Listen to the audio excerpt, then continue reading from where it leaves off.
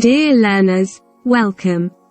The purpose of this video is to improve your listening skills, and it helps you understand the text by providing vocabulary.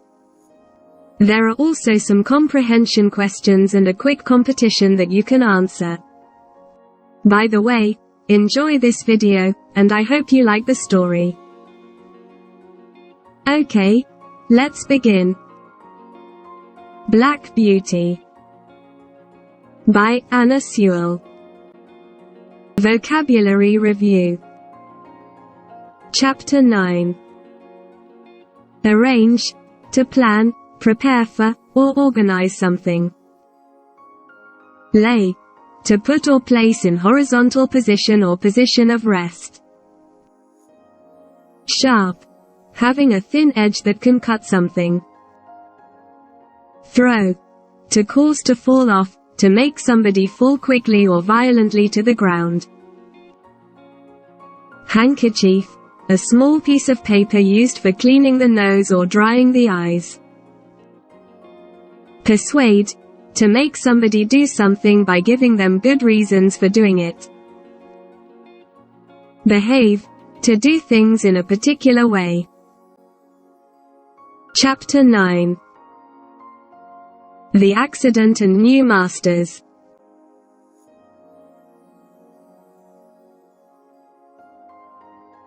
A man called Reuben Smith looked after us while York was in London. He was gentle and clever with horses, and an excellent driver. But he had one fault: he sometimes drank too much. For weeks or months he was all right, but then without warning he would begin to drink heavily and behave badly. But he was a useful man, so York had kept quiet about Smith's drinking, saying nothing to Lord Grey. Then one night Smith drove some ladies and gentlemen home from a party, and was so drunk that he could not hold the reins. York could not hide this, and Lord Grey told Smith to leave. However, some time later, York spoke again to Lord Grey, who was very kind-hearted, and he took Reuben Smith back. Smith promised never to get drunk again and kept his promise, and because of this he was told to look after the stables while York was away.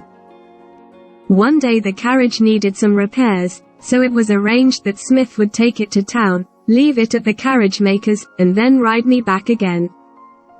Mr. Blantyre wanted to go to the station, so he went with us. At the station, Mr. Blantyre gave Smith some money and said, "Take care of Lady Anne, Reuben, and don't let anyone else except her ride Black Beauty." We left the carriage at the maker's, and Smith rode me to the White Lion Hotel. He told the stableman to give me some food, and have me ready for 4 o'clock. One of my front shoes was loose, but the stableman did not see it until 4 o'clock. Smith came back at 5 and said he would now leave at 6, because he'd met some old friends. The stableman told him about the loose shoe. "It'll be all right until we get home," said Smith. He finally came back at 9 o'clock, shouting loudly and in a very bad temper. We left, and almost immediately he began to gallop, often giving me sharp cuts with the whip, although I was going at full speed. Before we were out of the town my shoe came off, but Smith was too drunk to notice. It was very dark, and on the rough road at that speed, my foot was soon cut and bleeding from the sharp stones. I could not go on. The pain was too great, and I fell violently on both my knees. Smith was thrown off. He tried to get up but couldn't, then he lay still. I could do nothing but wait. It was nearly midnight when I heard the horse's feet and the wheels of a carriage. I neighed lovely, and was very happy to hear an answering neigh from Ginger, and men's voices. Then the carriage came out of the darkness and stopped. 2 men jumped down beside Smith. "It's Reuben," said one, "and he's not moving, Robert." "He's dead," said Robert, touching Smith. "His hands are cold and his head is covered with blood." They looked at me and saw my cut knees. "The horse has been down and thrown him," said Robert. "He tried to lead me forward but I almost fell again. He's bad in the foot, too. No wonder he went down, riding over these stones without a shoe." Reuben was drunk, Ned. He would never ride a horse without a shoe unless he was drunk.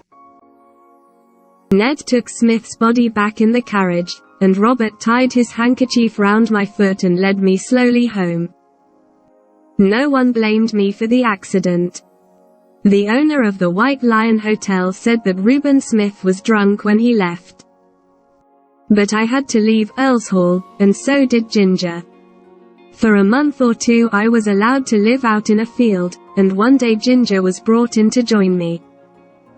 She had been ruined by the hard riding of Lord Grey's son, and after 12 months' rest she was going to be sold.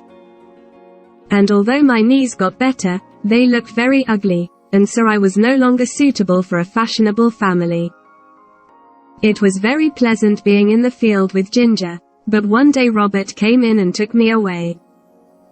We were both very sad to say goodbye to each other, Ginger and I.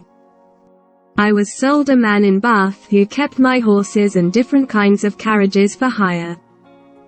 I was a job horse, and all kinds of people hired me. Some were good drivers, others were very bad. Then one man persuaded my master to sell me to a friend of his who wanted a safe, pleasant horse for riding. And so that summer I was sold to Mr. Barry. Mr. Barry knew very little about horses, but he hired a comfortable stable for me, and a man called Filcher to look after me. He ordered the best oats, and plenty of other good food for me to eat, too. For a while all went well, but then there seemed to be fewer oats and more grass in my meals. The grass food, though very good, was not enough to keep me strong and healthy. However, I could not say anything and it went on for about 2 months.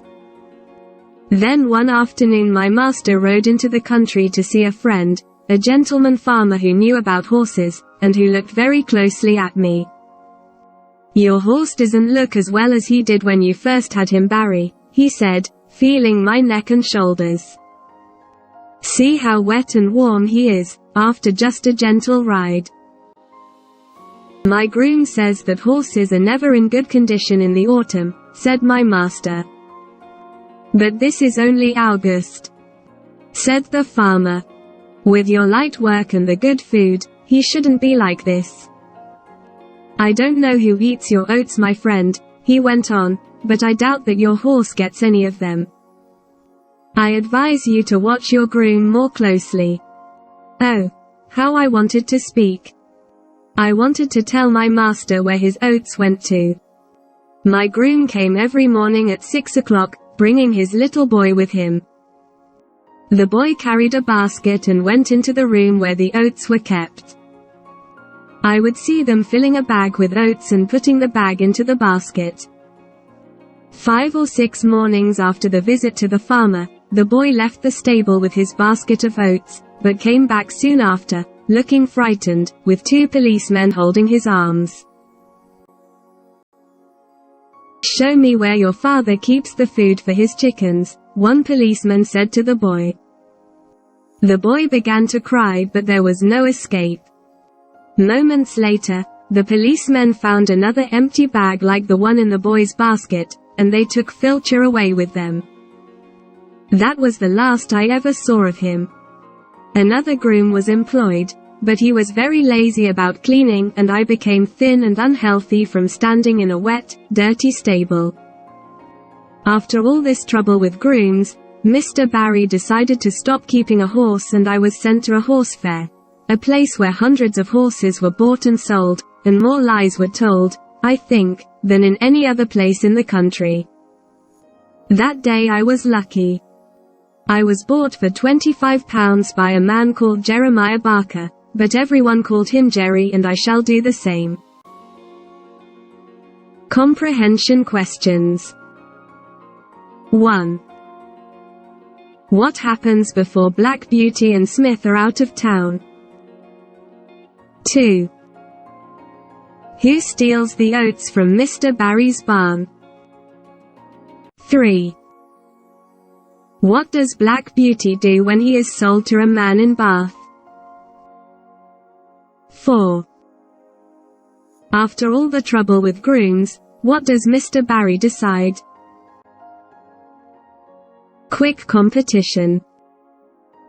Read the sentences below and fill in the blanks with the correct adjective, adverb and verb used in the story. 1. He was gentle and clever with horses, and an blank driver. Excellent or terrible. 2. Then the carriage came out of the blank and stopped. Lightness or darkness. 3. I blank you to watch your groom more closely. Commend or advise. 4. He was very lazy about cleaning, and I became thin and blank from standing in a wet, dirty stable. Strong or unhealthy. 5. He would never blank a horse without a shoe unless he was drunk. Drive or ride. Thank you for listening to this chapter. Now, read the comprehension questions again and try to find the answers in the text. Then, do the quick competition part. Also, the answers are in the explanation part of the video. Check out your answers over there. Moreover, don't forget to subscribe for the new episodes.